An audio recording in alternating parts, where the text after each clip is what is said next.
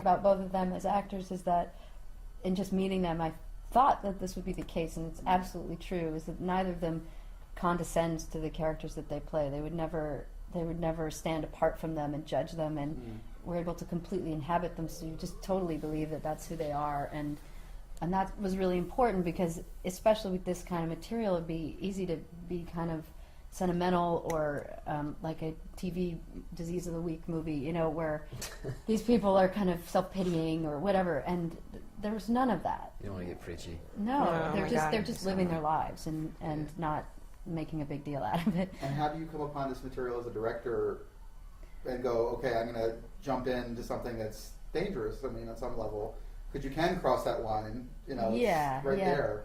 Yeah, it is. I don't know. I just thought that Jace had created a really unique world. In some ways, especially because nowadays everything's like so cynical and kind of edgy. You know, it's so not that. And I was like, that's interesting. You know, there's this place that really feels like its own place, and the people inside of it have a kind of naivete about them. But again, without being sentimental, or it was a very unique world, and I was attracted to that, and this relationship between the two of them especially felt the most developed of all of the relationships in the movie, and the most also unique and actually eventful. I mean, the thing at stake here is somebody's, you know, desire to close the deal.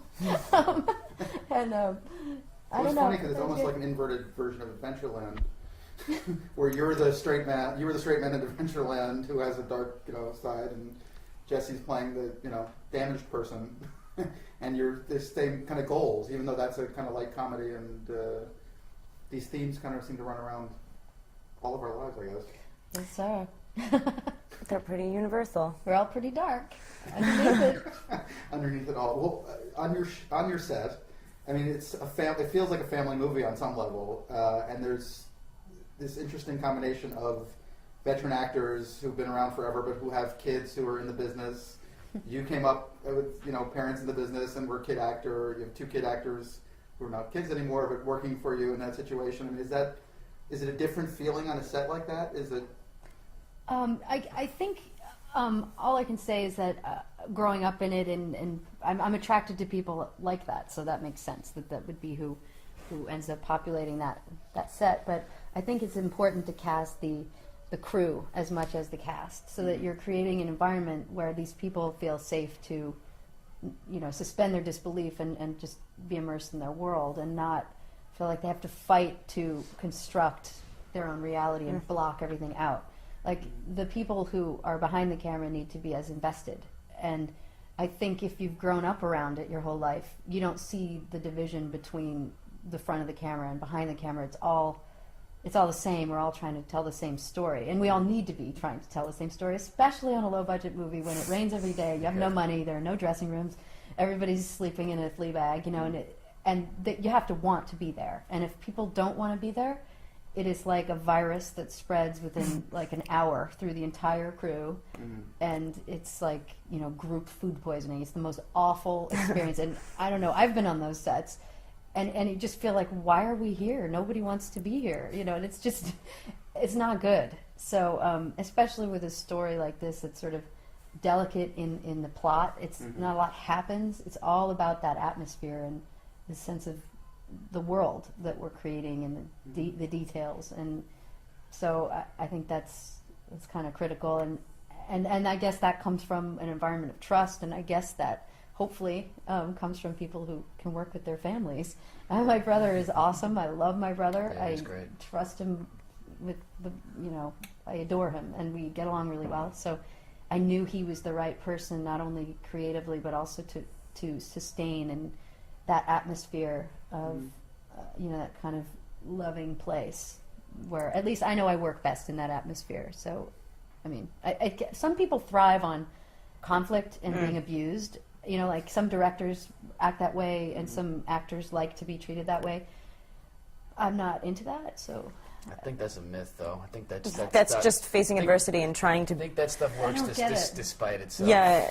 It's, Maybe. They're just overcompensating. They're just like saying, "Oh, actually, I work better." It's like, Some people, though, they seem to Well, they like go get for off it. They on go after it. Oh Yeah. yeah, like bad relationships you get into, same thing, same theory. all of this that she's talking about, she's really, really, really good at it. Oh, I mean, that's why she's so good at talking about it. She can really do it. Well, is she different as a director than other directors you guys have had? Or? Well, you've been talking about them. It's fair. it's true. It's true. I think she's very different. So many directors now are strictly strictly visual. That's it. Mm-hmm. And I work with a lot of directors like that, and they can be great too. They can make a great film, but it's just visual storytelling is the only thing they're concerned with. So to have somebody who understands performance in that intimate kind of way and understands the nuance in it and the details of it and knows how to provide an environment for you where you can give your best performance was a huge relief, to be able to have that. Yeah, the second you start questioning yourself, I mean, you're screwed. And you just don't, I mean, in our case, I don't know, you just didn't do that. And that's clearly because of the environment provided by this lady. And plus, it's like, you don't want to do anything alone. Like, Yeah, do you know what I mean? totally. And right there, all the time. It's like, especially with that, the role, the whole character thing that I had to do is just like, wow. And you really have to trust that the person is able to tell you if it's too much or too little. You have Exactly. to trust the person, in a way, holding the leash, how much they give you and how much they Right. give back. And if you don't trust that, it's a big, tremendous mess. But if you have someone who's masterful at it, then you can really, create something beautiful.